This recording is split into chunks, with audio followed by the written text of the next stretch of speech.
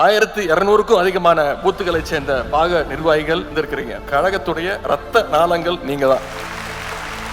கலைஞர் அவர்கள், அவருக்கு ஒரு பெருமை உண்டு. இந்தியாவில் எந்த அரசியல் கட்சி தலைவரும் கிடையாது. அவர் நின்ற தேர்தல் அத்தனையிலும் வென்ற ஒரே தலைவர் நம்முடைய தலைவர் கலைஞர் அவர்கள். அதே மாதிரி நம்முடைய கழக தலைவர் முதலமைச்சர் அவர்களுக்கு ஒரு பெருமை உண்டு. என்ன தெரியுமா? அவர் கழகத்துடைய தலைவராக பொறுப்பேற்று சந்திச்ச அத்தனை தேர்தலையும் வெற்றி பெற்ற ஒரே தலைவர்.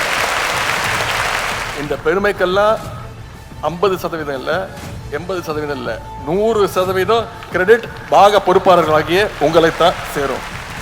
நீங்க தான் திராவிட முன்னேற்ற கழகத்துடைய முன்கள வீரர்கள். இந்த வந்திருக்கக்கூடிய பாக முகவர்கள். இந்தியாவிலே நம்ம தான் முதல்ல தேர்தல் வேலையை ஆரம்பிச்சோம். இன்றைக்கு பல இயக்கங்கள் பூத் கமிட்டியை கூட போட முடியாம திணறிட்டு இருக்கிறாங்க.